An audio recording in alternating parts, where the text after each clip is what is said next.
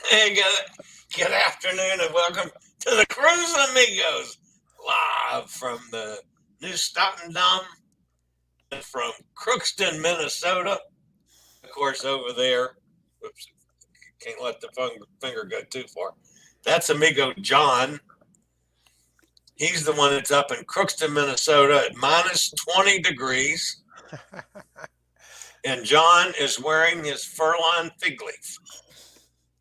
Now, he's probably not going to strip down naked just to show the fur-lined fig leaf, but folks, he's just like Atlas.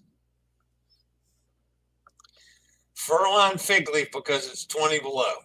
I look just like Arnold Schwarzenegger, born on the same date as me, except that I keep it covered by a thin layer of fat. Okay. And Schwarzenegger doesn't have any fat. Well, he's 5 years older than me. He's 76 years old now, 77. So his perfect body is starting to age a bit. Perfect. But I'm telling you, when he was 55 yet, he was still, weightlifter looking. So, hey. Must be he was attractive enough to catch. He was attractive enough to catch the attention of his housekeeper, so he must be pretty good looking, right? And who's the other big star along the way that attracted his housekeeper? Well, you mean the Kennedy. He was married to a Kennedy. Was there somebody else? Oh, yeah. I don't know. He had a house in Acapulco. And he ended up marrying his housekeeper. I did not. You mean after the Kennedy? No, this is a totally different person. Forget the Kennedys. Oh, forget that. We're on a new person. Nothing to do with the Kennedys. Has nothing to do with Schwarzenegger. This is another person that had a housekeeper, and he ended up marrying her. I have no idea. He also had a nickname. What was the nickname? The Duke. John Wayne? John Wayne married his housekeeper that worked for him for years in Acapulco, and they were still married when he died. Oh, wonderful. Nice. They were married for, 25 years or so. Yeah. Hey, and he was, when I met him in Acapulco, that they hadn't gotten married yet. She was still the housekeeper. Okay. And that would have been in, let me think now, I was 60. I got 69. I went to Spain. 70. Spring of 70. I took a trip to Acapulco at 260 students, faculty, and staff from the University of Kentucky. Went to Acapulco. And my dad worked for.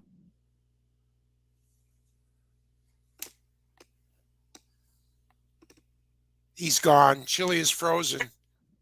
He's in carbonite like on Star Wars. Am I back now? I mean, I'm not showing that I'm frozen. Yeah, you froze till for 12 seconds. Okay. All right. So I was in the middle of the story. All right. So my dad worked for Hertz Rent-A-Car. I had to go down and pick up the car from the rental office. And I'm driving back to the hotel, and I see a sign that says the Swiss Chalet. What the hell is that in Acapulco? So I pull in, and it's a bar. So I go in, and I sit down at the bar, and order a drink. And that was in the days when you could still smoke and stuff in bars. And this gentleman next to me was smoking a cigar, and he reached over to flick his ashes in the ashtray and knocked my drink over. And he goes, "Oh my God, I'm so sorry." And it was John Wayne. So I said, "John Wayne?"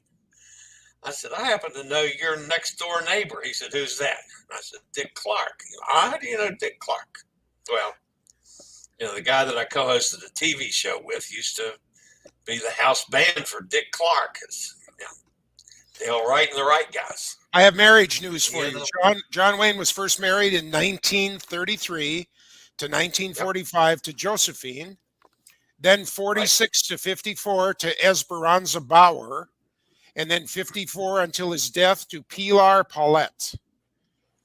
And she was the housekeeper. Okay. So anyway, so he's went on with this, about me knowing Dick and how I knew him, and so I told him, and we sat there and had a couple drinks and talking. Yeah. He invited me to dinner the next night. So wow. I actually had dinner at John Wayne's house in Acapulco back in 1970. And then years later, he had to be in Williamsburg, and my sister was, she worked for Colonial Williamsburg, and when they had big groups come in, she was in charge of them. And he was a speaker at one of the groups. And she met him and said, my brother tells a story about having dinner at your house. He said, who's your brother? And she says, Chillie Falls. He says, oh yeah, he brought a girl that was on the trip. Yeah, he came and had dinner. We had a great time. We went out drinking too. That's my brother. So yeah. Wow, neat. So anyway, that's one of my few claim to fames. Well, that's pretty neat. All right, so pretty neat. So now you're sitting. By the way, Amigo Martin, we have no idea where he is. He usually pops in by now, and he's lost. He's looking for a Christmas market. That's what he posted. A Christmas market. He's trying to find a Christmas market. Yep. They have them in every town over there. Apparently, some start and some end. He's Oh well. So we won't have Amigo Martin today. So let's get back to the business at hand. You're sitting in the pot store. I am. And I have a question about the pot store, John. Yeah. How the hell do you make peppermint pop? I mean, do you grow a peppermint plant and smoke it? Or I don't understand how peppermint pot works in your pot store. I'll tell you, it's quite easy, actually. You first of all, we use THC. And if you're a processor of THC, you can have it concentrated way beyond what it can be sold for outside of your processing doors. Just so you understand that. So because what processors have in stock can't leave, it's got to meet the laws when it leaves the door. So you take white chocolate and you mix it with the syrup, as we call it, the THC syrup, so that you are comfortable that every little square that you're going to take a piece of is going to have the correct 5 milligrams of THC in it, because that's a big problem. The syrup is the pot juice. Pot juice, yep. And it's very syrupy. It's almost like honey. And it's very extremely THC. But understand that in one piece of candy that's about this big, there is 5 milligrams. So 1/200th of a gram. And a gram is about as big as my little finger and a 16th of a circle, like a 1/4 of an inch around and a 16th of an inch thick. That's a gram. So in one piece of my product, there's 1/200th of that. That's how tiny. That ain't much, but it's enough to, 2 of those will get you high, as they say. That's why Minnesota's at 5 of them instead of 10. But the point being is, so then you've got it mixed throughout. Then they just take some peppermint crunch kind of Christmassy stuff, and like when you do a brownie, some people, and then they put white in and they swirl it, on the brownie, and so it gets that. It's the same thing. My peppermint crunch it's white chocolate with some that swirl through it. So it gives you a little. You suck on a piece of peppermint and get stoned. Yeah. And then, of course, I have other things. For the holiday season, we have caramel mocha. There's 10. This is like a new coffee. container. No, does not. Mocha can mean chocolate or it can mean coffee. In this case, it means chocolate. So it's caramel chocolate and bites, it's called. And there's 10 pieces in this. It's like an egg carton inside, and there's 10 Oh, that's pieces cool. sitting. Yeah, it's really neat. Is that easier to get into than the damn medicine Yes. bottles you sent There's me?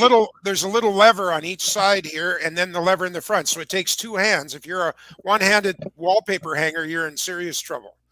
But other than that, I guess you could push it. Yeah, no, one you can do it with one arm, but you have to push all three of these levers. There's a lever. There's a lever. Yeah. I'm a lever. You're a lever. Wouldn't it be nice to be a lever too? But anyway, you push those, and that opens the top. What was that song? I'm a something. You're a something. Wouldn't it be, Doc? I'm a pepper. You're a pepper. Wouldn't it be nice to be a pepper too? Yeah. And so that's that. Then of course we have these new ones. These are made right up at the Canadian border. Lake of the Woods is a giant lake that is shared by Minnesota, Ontario, and Manitoba. And Canada. And yes, and 9/10 of the lake is in Canada. That's right. But this is a company that's right up there in a town called Baudette, and they make Lake of the Woods gummies. This happens to be strawberry. These are different than my regular gummies in the fact that they have, it's like a flavor burst, like those candies you can buy where it's like an explosion of flavor. And so I have strawberry, raspberry, and lemon ones of these, in a big thing. And then I also have, you were saying, well, you want to make sure that nothing gets caught. What? I can't believe you've become such a pothead. Oh, yeah, it's pretty good for somebody that doesn't use the product, right? But, the most successful piano salesman that I know can't play the piano. Yeah, okay, I understand. Then we have... see, I'd be in trouble up there. I'd be stoned all the time. Yeah, well, you can't do that. I mean, that's just like, if you were on a pizza place. Hey, who ran a funnel cake thing and had 2 funnel cakes in 20 years? Yeah, that's true. Yeah. If I ran a funnel cake, I'd be having one for breakfast, mid-morning snack, 3 for lunch, 2 for the afternoon snack, 4 for dinner, and 1 just before I went to bed. I like funnel cakes that much. All right, now, as much as I like to give John hell, I'm going to tell you straight up, folks, before we went on the air when we were just our normal chat, I told John, and I missed his product because if I'm having a rough day, I have become a big fan of taking one of his, I don't do 2, I just take one, and I'll eat the gummies. I don't care for the gummies. I like the chocolate mints. Well, and I'll eat a chocolate mint. And then, 30, 40 minutes, man, I feel it just mellows me out. I feel a lot better. And that's, of course, why people smoked it for literally 1,000 or 2,000 years before the idea of putting it into other kinds of products. The only thing is, as the folks that do it would know, if you're smoking, you get a hit. You take the inhale and it's like boom, because it goes through your lungs into your system and it's kaboom. When you're taking these, it's a real slow startup, like about an hour, like you said, 40 minutes, totally normal. Yeah. So it's a nice slow, coming on, and then it's on for a few hours and then it drops off again, just the same way. So, and this all works because we have cannabinoid receptors in our brain, billions of them. And the actual THC molecule that's in all of my products gets through your stomach acids, gets through the blood and up to these cannabinoid receptors, and they give you joy. All right. So now it's legal in Minnesota to have kick off the cannabinoid receptors with Minnesota gummy bears. But different, because in Minnesota, there's some rules. First of all, it can't come from a marijuana plant. It sort of has to come from marijuana light, which is a hemp plant. See, the government said, on this side it's marijuana, on this side it's hemp. And it's all about the concentration. So a hemp plant has to have less than 1/3 of 1% concentration. So to make these things, we concentrated. If we had marijuana plants that were 30%, or that would be 90 times higher than a hemp plant, then we would have to really dilute it to get down to a usable, thing. Because we don't want to be like former, by the way, Willie Nelson's only on edibles now. He does not smoke anymore. But, because the smoking is really bad for you. Whether you're smoking cigarettes or you're smoking wallpaper or you're smoking marijuana, it's really bad for you smoke-wise. So somebody that has oxygen well close by it all the time, just in case I need it. Hey, thankfully I don't need it sitting here. But when John first came on, I had the oxygen in because I had gone to. Y'all can see that's the bathroom door back there. Okay. I got up after I did the interview for tomorrow, which hopefully I can get to work. It was a mess. But anyway, I walked to the bathroom. I took care of the business inside. I walked back to the chair. Washed your and hands. I had to put the oxygen in. Oh, yeah. I did that. Washed your hands. And then I came back to the chair. I had to get the oxygen going. Hey. That little bit of walking, and I'm huffing and puffing. Yeah, and part of that's from having prostate cancer in my lungs. Part of that's from 56 years of smoking, and my lungs just flat out suck. 56. I smoked for 56 years. And a good part of that was 4 to 5 packs a day. So the good news, folks, is you can see how bad you can misbehave and still be alive. Yeah. Well, I'm glad that Willie's not smoking anymore and he's gone to edibles. That's wonderful news. It is now, good. We need to figure out a way to get Willie to buy shit from you. I shouldn't say that. He's got his own brand of pot, actually, in the states where pot's legal. There is a Willie Nelson pot. Yeah, a lot of the stars have it, you know. Who's the guy that was on Cheers? The bartender's assistant on Cheers. Went on to have his own career and bald-headed now. Not Bruce Willis. Yeah. He played in the basketball games. Yeah. But he's got his own line of pot. Martha Stewart and Snoop Dogg together have their own line of pot. Martha Stewart is a potter. She's a big believer in the product for medicinal benefits, of course. We're not talking. See, that's their yin and yang. See, Snoop Dogg's over there going, "Oh yeah, man, it's really great." Martha is saying, and this really helps to stimulate the immune system, and it's the perfect thing, man. It's the perfect foil. All right. Now tell me this. You know that I don't like the gummies, and I probably wouldn't like this burst of strawberry crap you're talking about. All right. I like the chocolate. What percentage of what sells the best? Oh, the very, it's not in my arm's reach, but the gummies that I sent you, the very basic 10 in a bottle, 50 milligrams, that's half of my business. That one product is half of my business. Everything else is the other half. And people like the gummies, and you have to chew on the damn. I'm don't have to do that. You can pull my teeth out. You can let your saliva dissolve it. You can just suck on it. Yeah. Or you can put it in warm tea, and it'll dissolve like honey would in warm tea. Oh. Hey, EM. Hey, Tom. Hey, Kenneth. Hey, Mike. So you can. Tom's here. Same thing with the chocolates. You can put them in hot chocolate or warm milk, and it'll hit you. Instead of 40 minutes, it'll hit you in about 6 minutes. What if I put one in my bourbon and Diet Coke? It's not going to dissolve in a cold liquid. It's going to just stay like a little rabbit turd. Yeah, no. God. Okay. That ain't going to work. Truth. I could put one in my coffee in the morning, but then I'd be stoned all day. I don't want to do that. Could you see me trying to do my show stoned? Well, we did once. Yeah, but my regular show, I'd be a mess. Or you have to ask yourself, maybe John's stoned all the time.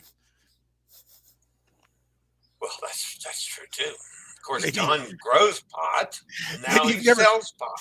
Maybe you've never seen me sober. Do remember that I met you after we started with the licenses. Boy, that's true. This could be. That's very true. This could be me. No, Emily says, I'm getting my booster finally tomorrow on my birthday. Tomorrow's your birthday? Wow. So you'll be able to sit up with the big kids now, Emily. In her booster chair. That's what she's talking about, right? She's 21 or 22. Right, Em?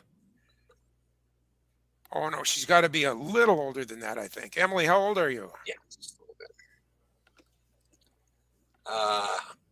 And on air, we have no idea where Martin is.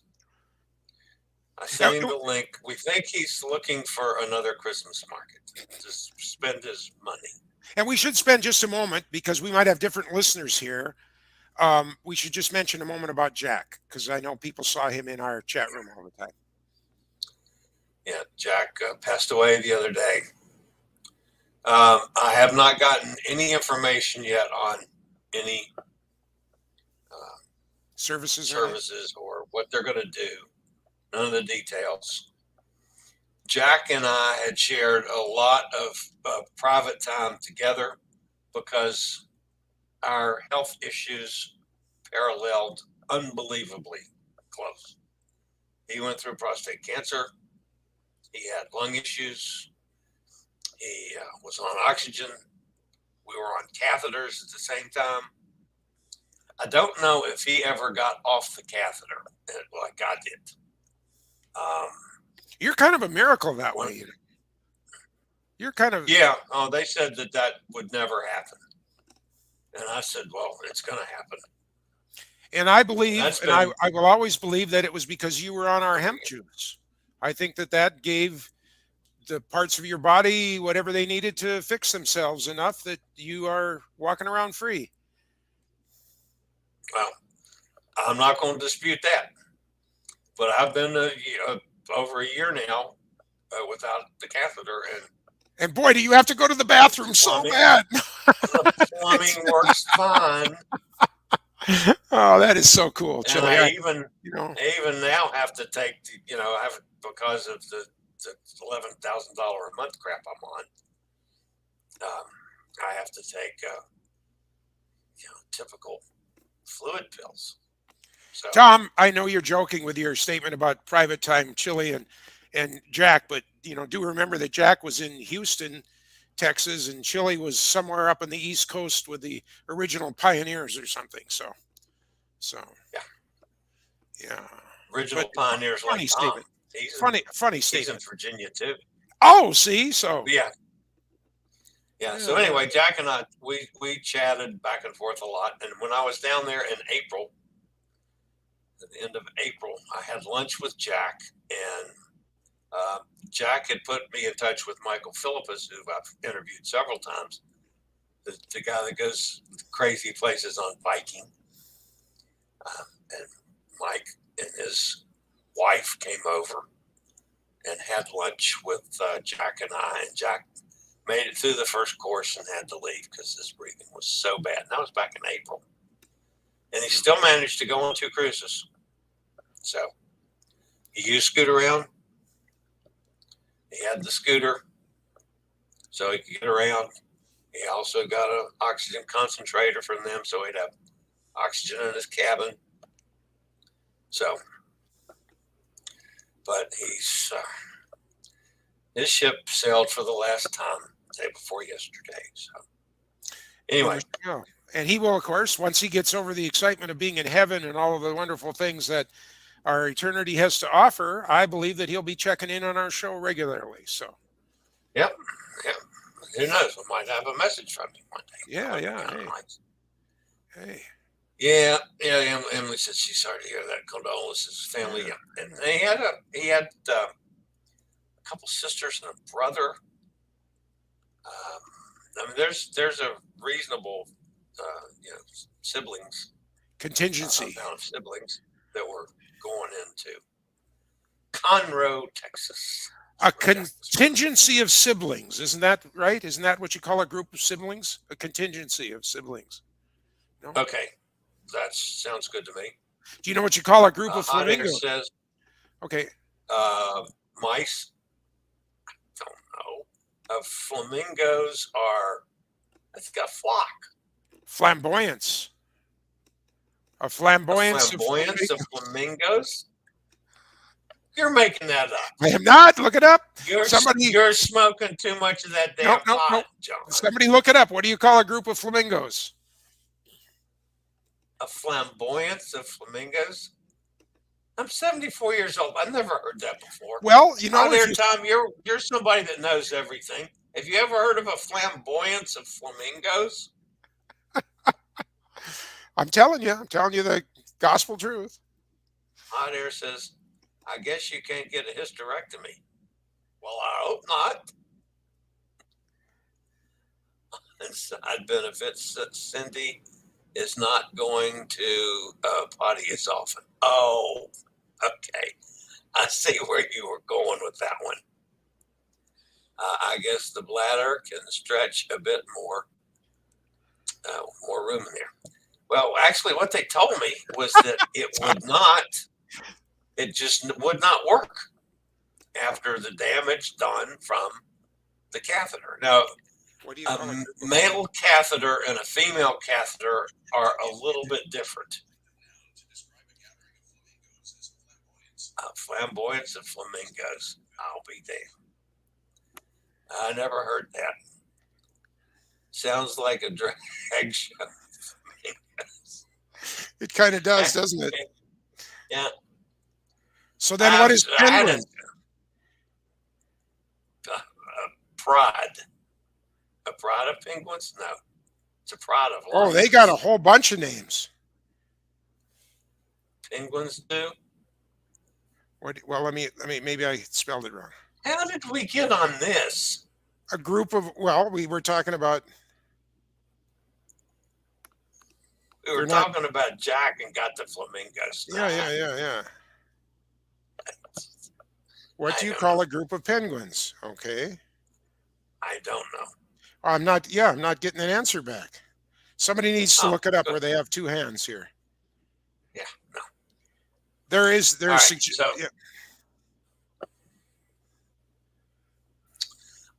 by the way, at 9:00 this morning, that would be 9:00 Eastern Standard Time. So 8 or 8:00 Central Standard Time when Amigo John was still in the igloo, wrapped up in his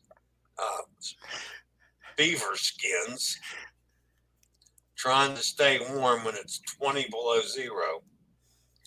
I passed by the western tip of Cuba. Whoa! And am now sailing toward the Florida Straits on the northern side of Cuba. Did you know that the Gulf Stream goes across the northern side of Cuba? Yeah. And when you came around the western tip of Cuba, you get out there in the Gulf Stream and it could add 3.5 knots to your speed. So, as part of the captain does a lot of talking about that kind of stuff, which is pretty interesting, I think. I mean, I've sailed through here a bunch of times. I never knew that the waters would actually pick up the speed on your ship. So is it going clockwise or counterclockwise? Like, is it going past Houston east to west or west to east? It's going clockwise.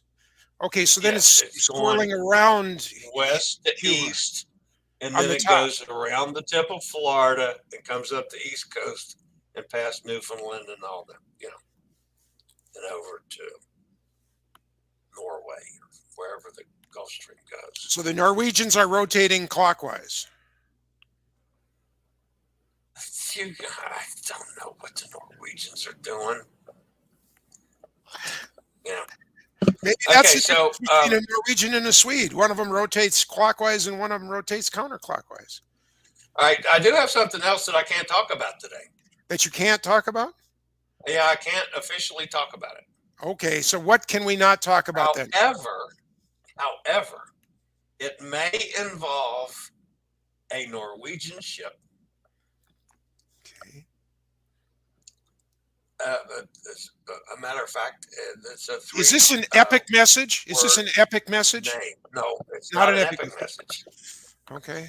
This has to deal with a 3-word Norwegian ship, a 3-letter Norwegian ship. 3-letter.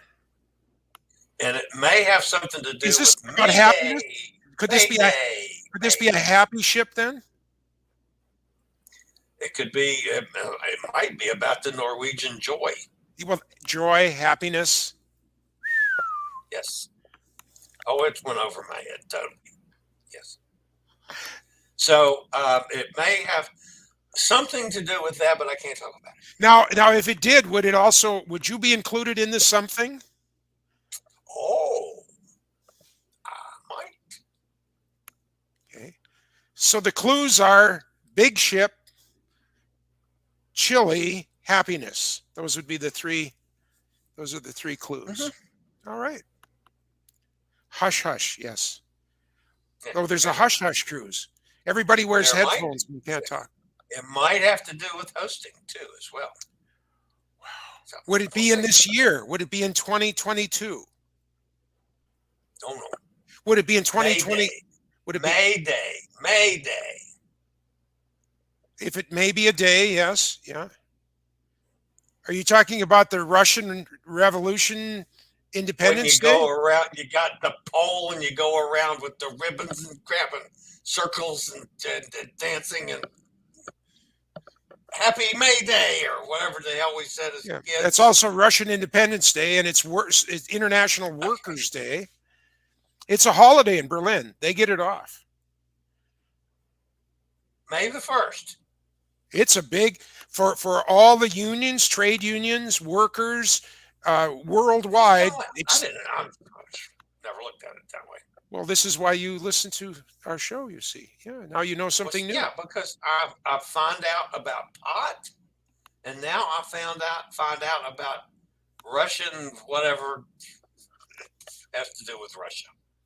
Well, but it's particularly the socialist countries, or as Germany, East Germany was socialist for a while. But it's May the 1st is a really significant reward day for the working class of the universe. They celebrate it on Mars, for instance. So. Well, this may have to do with a little bit longer cruise than I normally take. Would the cruise be in the Western Hemisphere or the Eastern Hemisphere?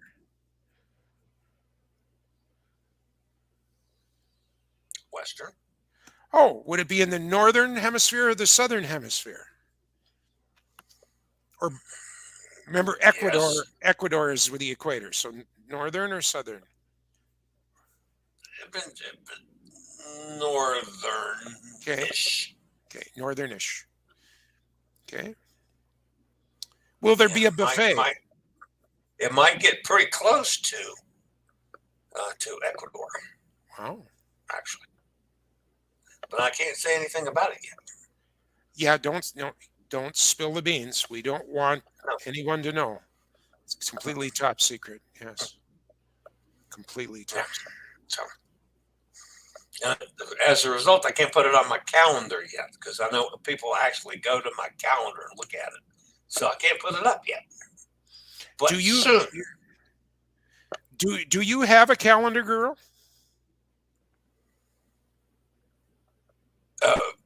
You mean like a pinup girl? Well, you know the song. I love my little calendar girl. Yeah. Well, I don't know. Maybe I could. There's Justin, Mr. Bucket List. What's happening? Maybe we could get Emily to pose for us since Emily's in the house. Yeah. Tom Henry says. Tom says, Puerto Limon, Colon, Cartagena. Orange. Yeah. That's Aruba, Curacao, and Bonaire. Williamstad. Puerto Plata. Nice. I don't know what a hot air Tom's talking about, but he's saying that would be a nice cruise. Yeah, I agree. That would be a very nice. Oh, I was wondering how a town in France. I can't talk about it. How he got a town in France. About it yet. Part of that, yeah. One day soon we'll be able to announce what I'm in about. So anyways, if anybody wants to plan to, sit tight. Sit Write yourself that. down. Oh, by the way, Anyway. when we're talking about penguins, it can also be a huddle of penguins or a waddle. Huddle of penguins. A huddle of penguins, a Or- colony, huddle, raft, rockery. No, wait a minute. Penguins waddle. You don't Yes, call sir. a group of penguins a waddle. No, That's we're the talking way they walk. penguins. Yes, but you can say, look, there's a waddle of penguins. Holy crap! How do we get flamingos to penguins? John, you're eating too much of that damn pot. I'm telling you. Well, then why is it called a murder? Chillie has given so many clues. Yeah, Emily did say colony. Yes. To cruise that it's nearly not a secret. Yeah, well, I know that's. But Mike, the secret is going to be to save money. Everybody's got to be in the same room. See, that's the secret part that you don't know about yet. Chillie's going to come out with a 14-day cruise for $612. But the only thing is, yeah. Price. Yeah. It's, the only problem is the whole group has to share one room. Bunks in the same room. Yeah. Everybody in the same. But there is an extra bathroom down the hall that is included at no extra charge. Or you could go to the one out back down the path. Yes. Where they shoot the clay pigeons. You could go there and go there. Emily, no, my secret's not out yet. No, because it's not official yet. I'm patiently waiting till this thing becomes official. We want it to be official. And then we'll have a big announcement. I mean, it will be a massive announcement when we have it. I am not a pre-cruiser secret teller. I am not. Who did that? Who was that? You do a lousy Richard Nixon. Well, because I need to have my hands out for. I am not a criminal. Yes. Yes. I met him once too. Since I told the John Wayne story. No kidding. No. My best friend. Yeah. In college at the University of Kentucky.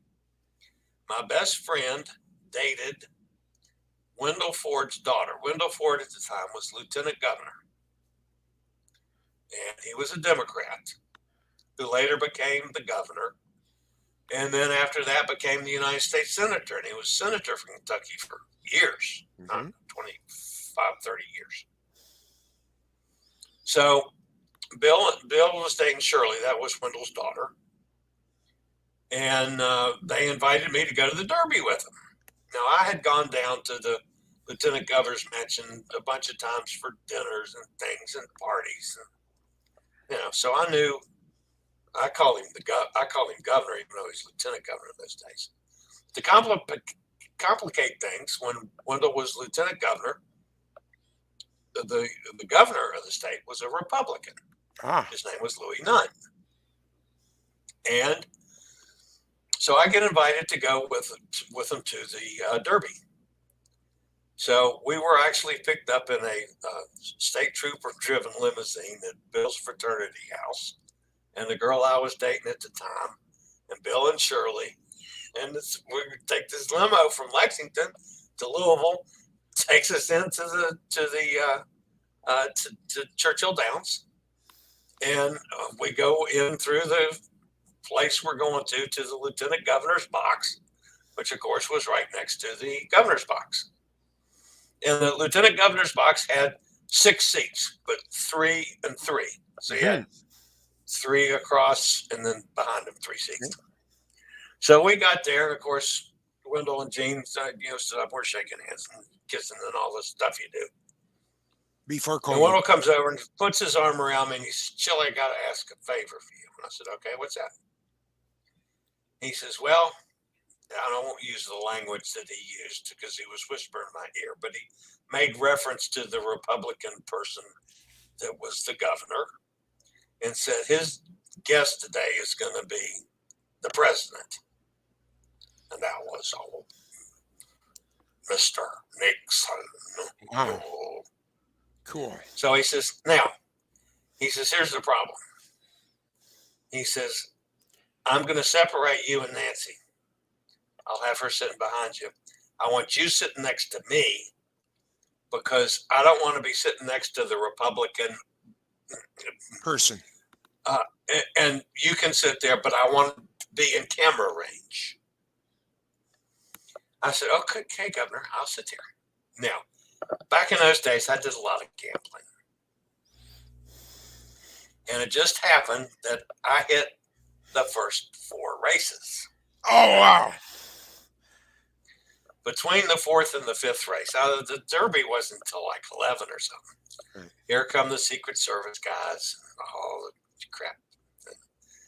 And in comes the governor and his guest, President Nixon, who ended up sitting on the box right next to me.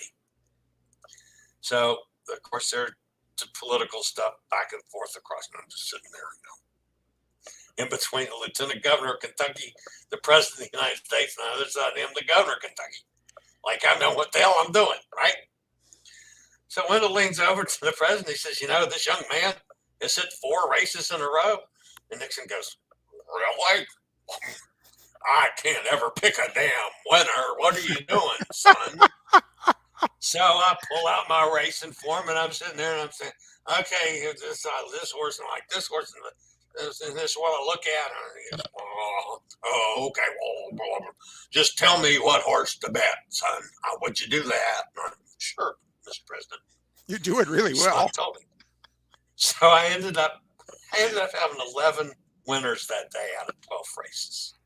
It was one of the greatest days I ever had in my life. Should have parlayed it. So I get home that night, and of course I might have had an adult beverage or 2 along the way. When I get home, the phone rings. I pick up the phone. It's my mother in Virginia. What the hell were you doing with the president? She saw it on TV. Yeah, so that's the only famous people I've ever met. Yeah, it was fun. How about Elvis? How close to Elvis did you get? No, I went to a concert with Elvis. Okay. I mean, I had nothing to do with the concert. I was in the audience. Yeah. That wasn't too long before he passed away. I mean, he was, big, grossly fat towards the end. And he was at that point, but boy, he still put on a hell of a show. Oh yeah. One of the reasons. Go ahead. Okay. One of the reasons why is, if you were in Elvis's musical entourage, you didn't just rehearse a little bit and perform. After every show, you were up in his suite singing gospel and harmonizing and just, blending for hours after every show. I mean, that was his life, was to sit and sing in harmony. And that's, that carried forward. These people that, drive into a town and have a rehearsal with some hired guys at 4:00 and present a show at 9 or 7, whatever, never going to sound like that Southern back porch harmonizing for years, Dolly Parton kind of social structure. And people never realized that was a big part of Elvis's musical career, was that, it wasn't, the work did not end when the show was over. Yeah. Another one that I did know that was very similar to that was Kenny Rogers. Oh. After a show, he loved to sit around. Again, might have been an adult beverage or 2 involved, but he loved to sit around and strum a guitar and sing. And it was terrific fun. We had, I was lucky enough, my first wife, Jason's mother, was the president of the Student Center Board, which did all the concerts at the university. So she and her roommate would have a party after the show for the guests, the group, whoever played. And they'd come over, and after and the kids that worked on the concert, selling tickets and doing advertising and ushers and all that, would be invited to come to the party as well. And most of the groups would come for at least a while. back in those days, it was safe. It's not like it is today where you had to worry about security and stuff. But Kenny Rogers, he used to love the parties, and he ended up coming to the UK, I don't know, 6 or 7 times just because he liked the party afterwards. Sure. Nice. But I was, my job with the Student Center Board was doing trips. That's how I ended up in Acapulco to meet and met John Wayne. But most of the groups, I also co-hosted a television show in those days, and most of the groups, I'd get them on Friday afternoon if they were going to be in town to come in and do a slot on the show. And then they did the concert, and then we'd have a party afterwards. So I got to meet back in the late 60s, early 70s, especially like Motown, Diana Ross and the Supremes, Smokey Robinson and the Miracles, The Fifth Dimension, Sean and Ah, Chicago, Three Dog Night, Andy Williams, Mason Williams. We have a bunch of concerts. Nice. And so I was lucky enough to have been in a situation to meet him. So. Did you say Three Dog Night? Was that in the mix? Okay. Yep. Bachman Turner Overdrive. No. Nope. That was not one that I had a chance to be around. Or the Guess Who? The Guess Who? There was a show with them. That was the right near the end of my time when I left in '70. That would have been, American Woman and Burton. They lived in Winnipeg. When I was working at Yamaha, they were just guys that came down to the music store.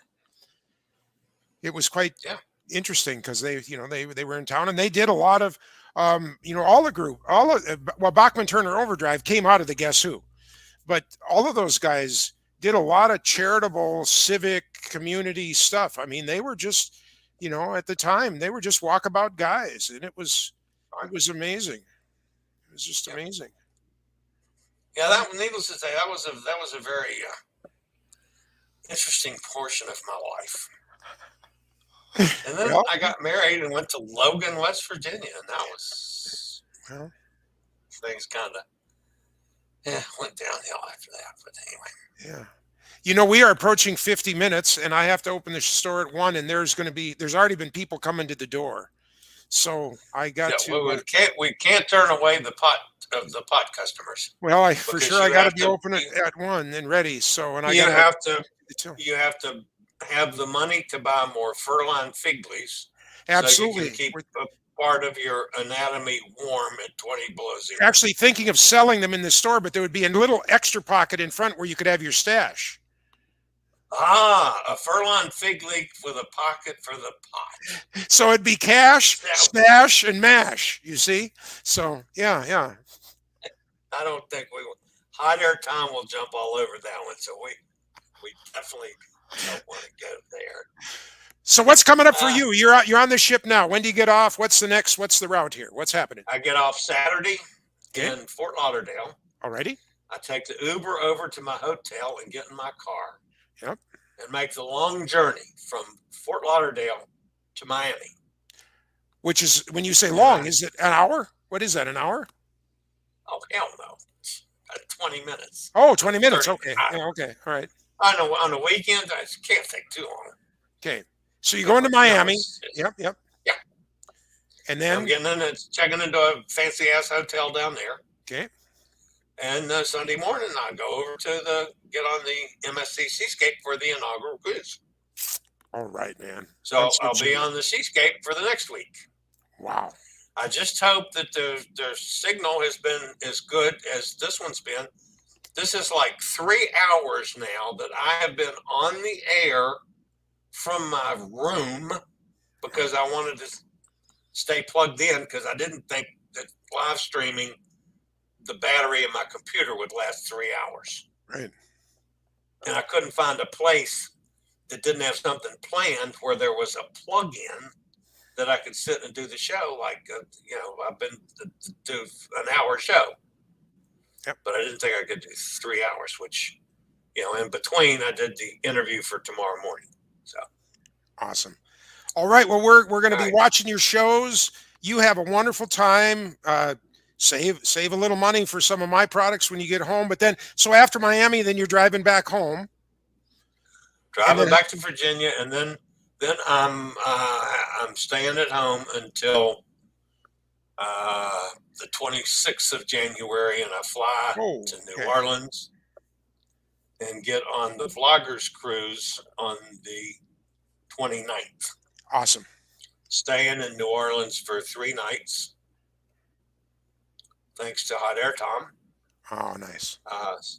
And then after the Vloggers cruise, I'm staying 1 night actually down on Bourbon Street for the night after the cruise. And well, I guess there's places that I like to go. No. It's a wonderful thing, and do it. But for me, you know, I happen to be there in the 100-degree days of summer, and you know, etouffee, barf, and urine all mixed together at 100 degrees and 100% humidity just didn't turn my crank. You know what I'm saying?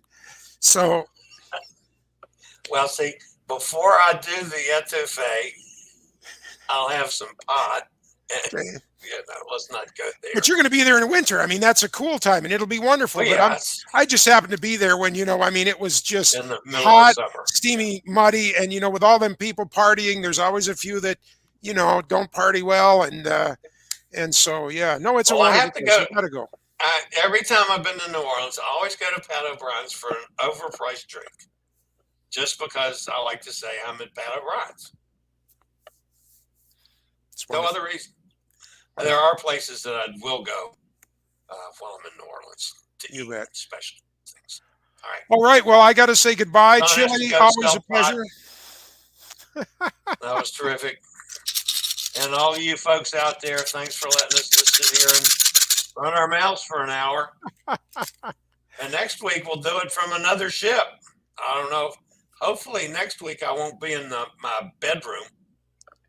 So it'll be good. John, good luck with the pot selling today. Thank you. We'll see everybody next time from the Cruise Amigos. Y'all have a great day. Later, y'all.